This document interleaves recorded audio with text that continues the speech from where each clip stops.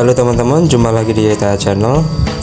Kali ini aku mau coba rekam visual video dengan menggunakan HP Sony XZ2 Premium ya teman-teman.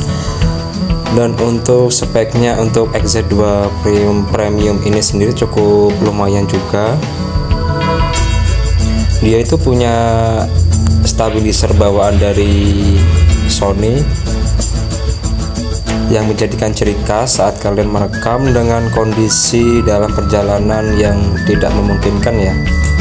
Tapi lumayanlah, cukup bisa untuk menstabilkan video daripada harus pakai gimbal, karena dalam kondisi merekam dengan sepeda motor seperti yang saya terapkan ini cukup sulit sekali ya didapat dengan video yang cukup stabil seperti yang saat ini.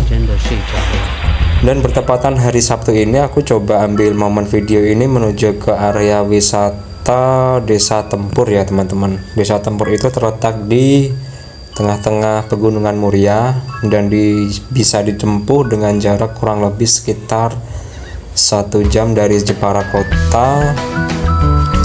Untuk cuaca juga relatif cukup mendung, tapi nggak mendung banget. Tapi kita dari rumah itu udah bawa persiapan ya teman-teman.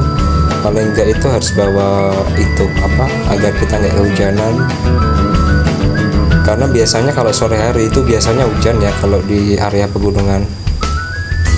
Jadi untuk area lingkup Jalan Jepara Utara ini merupakan jalan yang cukup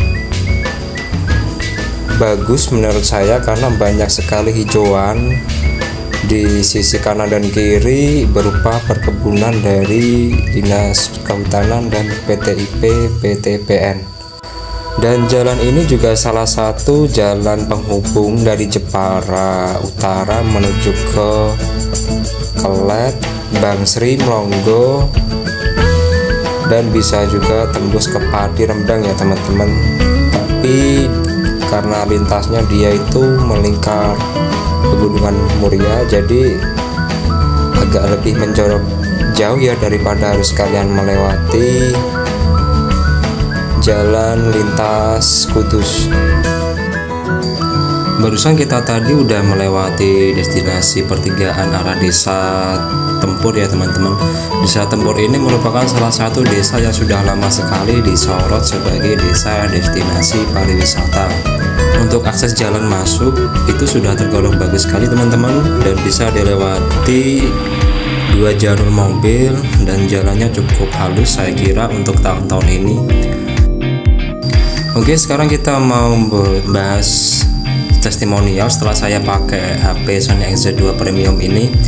Jadi HP ini tuh punya RAM 6 ya teman-teman. Untuk internalnya dia punya 64 GB dengan harga bandrol kisaran 1,7. Itu udah dapat spek yang semacam ini, dan sudah beberapa kali aku coba untuk merekam di outdoor maupun indoor, dan hasilnya cukup memuaskan ya. Dan untuk kapasitas dari baterai juga cukup awet, dia sudah mengadopsi sekitar 3500 mAh, jadi cukup kuat untuk bertahan 1 hari dengan posisi di luar.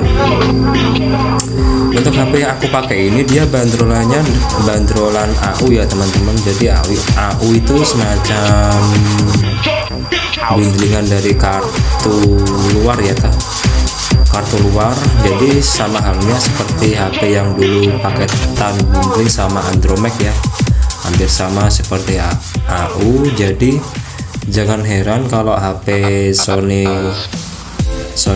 yang beredar di pasaran Indonesia ini cukup murah ya teman-teman, karena memang termasuk HP limbah dari Jepang ya. Ini aku ngerekamnya pakai tripod, jadi tripodnya itu bisa axis 360 diputar-putar, dan juga dibundling pakai tripod ya. Jadi posisinya aku pangku di tengah-tengah persendian kaki. Dan sekarang kita akan melanjut ke dari testimonial dari prosesor dari XZ2 Premium ini sendiri ya teman-teman. Jadi di sini aku nggak akan membahas detail mengenai kecepatan dari satuan gigahertznya, tapi di sini aku lebih condong ke Snapdragon 845 ya. Jadi untuk dari pengaplikasian untuk Snapdragon 845 untuk editing di sini aku pakai capcut ya. Jadi untuk momen-momen pengambilan gambar ini dari awal sampai akhir aku rangkum, kemudian sampai di rumah aku edit pakai capcut, dan memang terasa sekali perbedaan ya dari XZ2 ini dari segi stabilisernya. Dan untuk dari kestabilan dari prosesor ini cukup keren sekali, tapi hanya saja sering sekali overload panas ya teman-teman, karena memang HP Snapdragon 845 itu memang dia speknya prosesornya tinggi sekali, jadi cenderung lebih cepat panas. Jadi sifatnya untuk XZ2 Premium ini kalau udah mendekati panas suhu tertentu di sistem, dia itu akan mendeteksi panas yang berlebihan, kemudian akan menutup beberapa aplikasi yang berpotensi untuk menghasilkan panas itu. Oh iya teman-teman, yang nggak kalah keren juga di Sony XZ2 ini itu visual stabilisernya juga bisa berperan untuk front kamera ya. Jadi udah aku coba beberapa kali, memang cukup memuaskan dari segi stabilisernya, dari kamera utama maupun kamera depan. Ada lagi nih teman-teman, untuk HP Sony Xperia XZ2 Premium ini dia itu mempunyai berat yang cukup lumayan juga ya. Kemarin sempat aku timbang, HP XZ2 Premium ini tuh dia punya bobot sekitar 250 gram. Jadi kalian harus mempunyai spesifikasi tripod yang cukup mumpuni, yang saat ketika kalian mengambil momen-momen di outdoor yang sekiranya bisa menampung bobot untuk HP Sony Xperia ini. Dan di sini tuh aku pakainya holder yang model klem baut ya teman-teman, karena kemarin itu aku hampir accident juga, mau jatuh ini HP gara-gara aku pakai holder yang tipe jepit.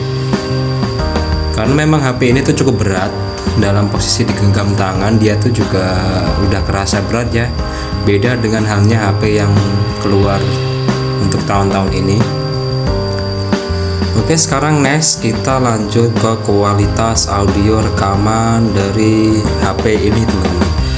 Untuk video ini dibuat, ini aku injek audionya pakai asli bawaan dari mic bawaan dari XZ2 Premium, dan hasilnya kurang lebih seperti ini ya teman-teman. Hanya saja di capcut volumenya aku maksimalin, karena saat proses pengeditan suara background musik ini cenderung lebih keras. Jadi untuk volume mic rekaman aku maksimalin sampai 1000 ya, jadi bisa didapat suara yang cukup keras. Dan untuk hasil dari bawaan dari mic bawaan HP ini itu cukup bagus menurut saya. Hanya saja agak sedikit cempleng ya. Jadi kalau dibandingin dengan mic eksternal seperti Boya M1 itu juga beda jauh ya. Tapi kalau dari segi dia fitur internal itu mic-nya ini cukup sudah mumpuni untuk mengisi suara background. Dan sekarang kita akan sharing mengenai app yang sering kali dipakai untuk mengedit video dan audio ya teman-teman. Dulunya aku dulu itu juga sering pakai KineMaster, tapi setelah tahu kalau ada capcut ini aku cenderung lebih pakai capcut ya. Why dan kenapa? Yang pertama, untuk dari fitur capcut ini dia sudah lengkap ya. Dengan app bawaan dia sudah mampu bisa mereduce getaran dari kamera. Tapi untuk saat ini aku pakai Sony XZ2 Premium jarang sekali pakai penyetabil videonya ya. Jadi aku lebih cenderung pakai stabilizer bawaan dari HP ini sehingga lebih maksimal untuk hasil pengambilan gambarnya. Dan keuntungan dari capcut itu sendiri, dia itu gimana ya, Dia itu filternya banyak ya teman-teman, sama hanya seperti KineMaster. Hanya saja untuk capcut itu untuk pengeditan hanya bisa portrait ya atau layar berdiri. Beda halnya dengan KineMaster. Kalau KineMaster kan dia ngeditnya bisa posisi landscape ya, tapi kalau capcut dia sementara ini hanya bisa portrait atau berdiri. Jadi untuk user friendly-nya, kadang kalau pengguna yang pertama kali pakai capcut untuk mengedit, kadang juga perlu kebiasaan dari perpindahan KineMaster ke capcut. Oke, untuk selanjutnya dari fitur capcut ini, dia itu butuh koneksi internet ya teman-teman untuk mendownload beberapa filter atau efek-efek transisi yang mau kalian terapin di video kalian. Nah, ini bisa jadi juga kekurangan dari capcut ya, karena dia butuh internet. Beda halnya seperti KineMaster. Kalau KineMaster itu kan dia sekali install terus dia connect ke marketnya KineMaster, kemudian download beberapa fitur transisi misalkan. Tapi kalau capcut ini kalian wajib harus ada internet ya. Jadi kalau nggak ada internet, kalian nggak bakalan bisa ngedit secara maksimal. Nah, itu tadi adalah salah satu perbandingan dari KineMaster dan capcut. Tapi selama ini aku pakai capcut itu cukup memuaskan.